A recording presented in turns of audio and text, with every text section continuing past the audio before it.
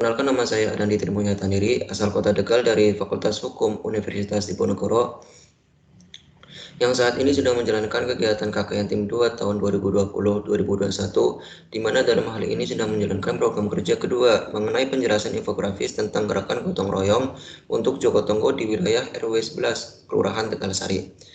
Sebelumnya saya akan share infografisnya.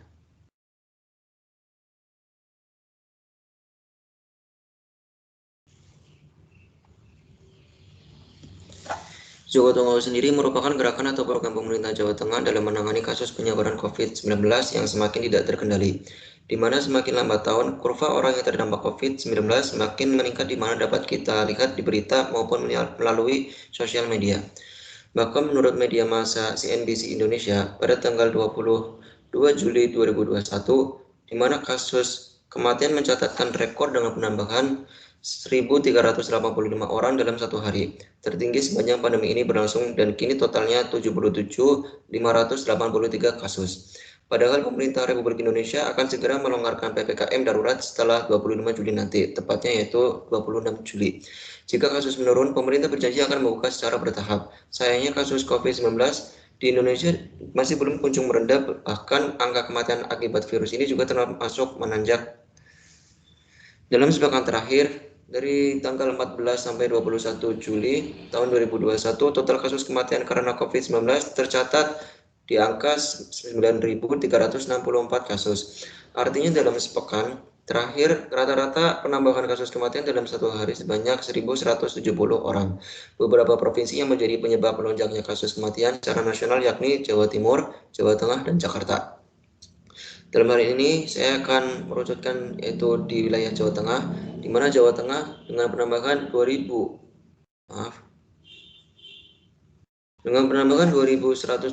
kasus kematian dalam sepekan, dan tertinggi tercatat kemarin sebanyak 386 orang. Dengan begitu, total kasus kematian di Jawa Tengah mencapai 15.364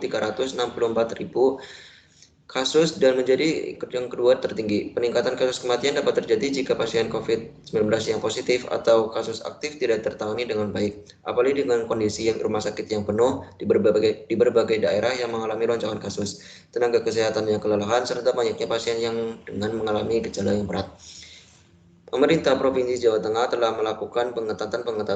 Ganjar selaku Gubernur Jawa Tengah juga sudah mengeluarkan instruksi Gubernur atau Ingup nomor 1 tahun 2021 yang beberapa isinya selaras dengan PPKM darurat. Dalam Ingup tersebut, Ganjar juga memerintahkan seluruh bupati atau wali kota di Jawa Tengah untuk melakukan percepatan vaksinasi COVID-19, serta lockdown pada tingkat RT yang berstatus zona merah. Maka dari itu, pemerintah Jawa Tengah membuat program bernama Jogotongo, di mana diharapkan masyarakat sekitar yang warganya sedang menjalankan isolasi mandiri tidak dikucilkan dan dibantu untuk pemenuhan kebutuhan sehari-hari. Program Jogotongo ini sendiri juga merupakan terobosan untuk menekan perkembangan peningkatan COVID-19 yang tidak terkendali. Jogotongo berada paling kecil dalam lingkup wilayah RW atau rukun warga, di mana pada pemaparan kali ini saya fokus memaparkan kepada Kelurahan Tegalsari dan khususnya pada warga RW 11 Kelurahan Tegalsari, di mana setiap RW menjalankan satgas yang terdiri dari 4 satgas, yaitu di bidang ekonomi, kesehatan, hiburan, dan sosial keamanan.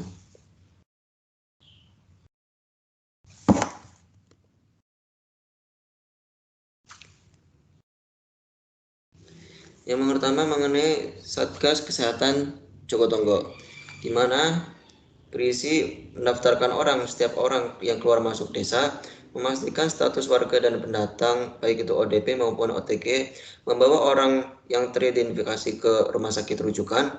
Selanjutnya mengusahakan tempat cuci tangan di tempat strategis, kemudian mendorong warga untuk memakai masker saat keluar rumah, kemudian pemeriksaan suhu tubuh, cek gejala COVID-19, dan terakhir memberi contoh warga untuk hidup bersih.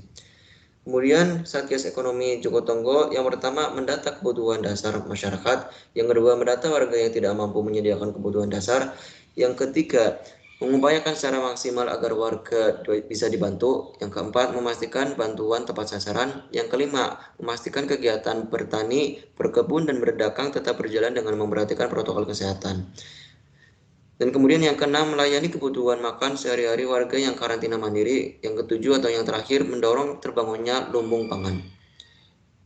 Kemudian tugas Satgas Sosial dan Keamanan Jogotongo Yang pertama, meredam konflik sosial dengan cara rembukan. Yang kedua, memastikan kesepakatan jam berkunjung atau bertamu. Yang ketiga, memastikan setiap rumah memiliki kentongan. Yang keempat, memahamkan masyarakat bahwa jenazah tidak menularkan COVID-19. Yang kelima, mengamankan warung sembako. Yang keenam, mendata orang yang keluar masuk. Yang ketujuh, membuat jadwal giliran ronda. Kemudian yang ke-8 menertibkan kerumunan. Yang ke-9 memantau warga ODP dan OTG agar tidak keluar rumah. Yang ke-10 menyediakan data warga yang berhak menerima bantuan. Yang ke-11 memastikan lansia, ibu hamil, difabel ataupun orang sakit dan anak-anak yang mendapatkan perlindungan. Yang ke-12 yaitu memastikan gotong royong aktif bersama warga. Selanjutnya Satgas hiburan fungsinya adalah menuntaskan kesenian lokal keliling agar warga tidak berkerumun. Yang kedua, mengadakan lomba kesenian dari rumah, masing-masing juri menilai dari rumah ke rumah. Yang ketiga atau yang terakhir, menyelenggarakan musik kentongan bersama yang ditabur dari rumah masing-masing.